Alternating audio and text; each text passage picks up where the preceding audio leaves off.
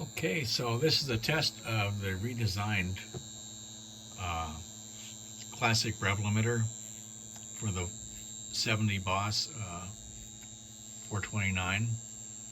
And what I did was I eliminated that little blue potentiometer and I put in a 4-position rotary selector switch. And Greg Springer requested 4 rev limits: 5500, 6000, 6300, 6500. And to verify this thing is working, instead of using a tachometer, I'm using a frequency counter, period interval counter. So to calculate the RPM for an 8-cylinder, you do 15 divided by the RPM. So for 5500, that gives you 2.73 milliseconds. So the constant 15, that gets changed. For a 6-cylinder it's 20, for a 5-cylinder it's 24, and for a 4-cylinder it's 30. So the test setup, we've got the ignition coil and a ballast resistor. Now the stock points Ford ignition from 1970 used a 1.3 ohm coil and a 1.3 ohm ballast resistor approximately. So I'm using a Ford TFI half ohm coil and a 2 ohm power resistor. So the total resistance is about the same, 2.5 ohms. So we've got electronic points with the current sense resistor and the test point coil current. That's over here. We've got the power transistor, current sense resistor, and here's the test point to measure coil current. That's the top trace, and that's a little over 4 amps. That's 2 amps per division. And right now we're running at 15.2 volts. That's the green trace. It's 5 volts per division. And my power supply is a battery charger. That's in the 10 amp charge. At 2 amp charge we get 12.2 volts approximately, 12.5 volts. And that's not quite enough. I want to stress the unit, so we'll run it at 15 volts. The bottom trace is the coil negative signal, and that's taken off this little green wire here. That's the collector of the ignition transistor. So this is the points wire. So the yellow wire goes to the coil negative, and this little white wire connects to the points input wire on the rev limiter.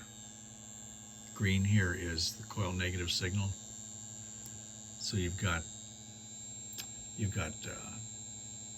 red, black, 12 volts and ground, and pin 4 is the green point signal. Pin 3 is that's optional. If you ground that, you get 2500 RPM. That's a valet mode. So if you want to install a switch to ground, hidden switch, you can flip that on if you want to leave your car for valet parking. Probably not going to happen, but it was easy to add. So the rev limiter is this block here, and it's basically RPM detection, closes a switch, and connects a bleed resistor. So all the coil current gets bled away, or enough of it to prevent the spark. So this stuff up here decides what RPM we're at, and this is the switch, and this is the bleed resistor, this power MOSFET. So let me set the selector switch for the first position. There's a little arrow on here. Okay, the arrow's pointing up. And notice it's position 0. It's 0, 1, 2, 3. So the first rev limit, 5500, it should start limiting at 2.73 milliseconds.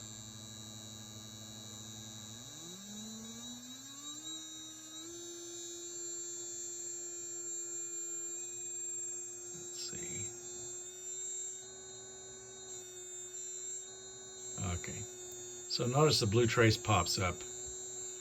That's that switch that's closing and connecting the bleed resistor. And notice the coil current, or the coil negative waveform. It drops way down.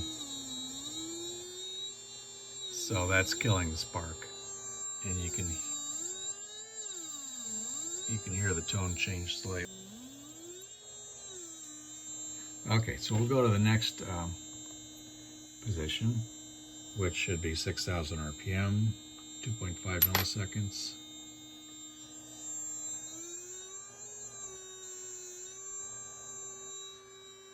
Okay.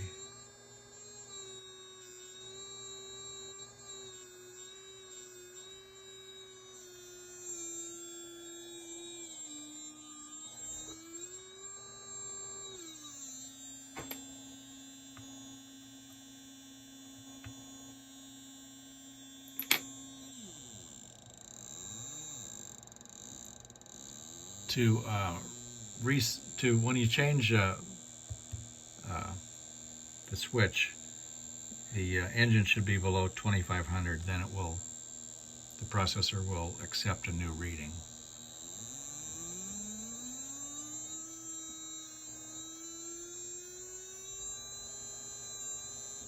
Okay, so that's why we weren't getting 2.5 milliseconds before. I didn't bring the RPM below 2500.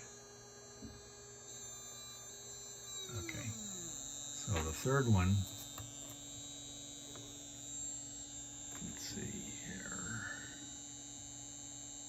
Okay, the arrow's pointing down. 6300, 2.38 milliseconds.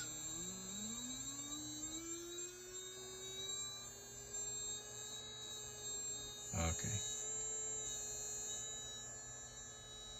Yeah.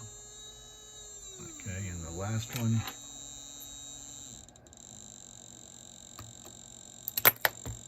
Uh, 6500 at 2.30.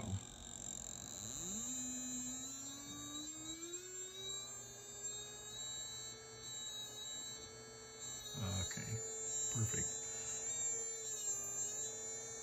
So notice the orange trace drops way down in amplitude, and that's when it's bleeding away the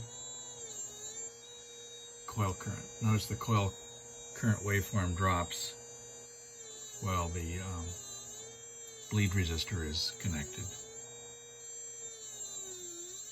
That's when the blue trace pops up.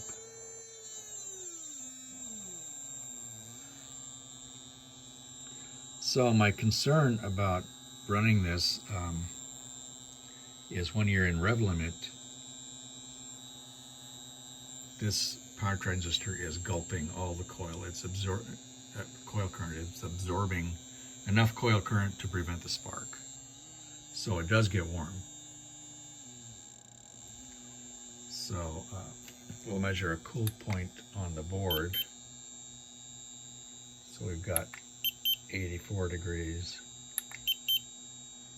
and the power transistor, we've got 115 degrees, 120. Okay, it's about 120 degrees, and we've been running it quite a while here, so I don't really have any fear about this. Even at a under the hood temperature of 200 degrees, this is going to be fine.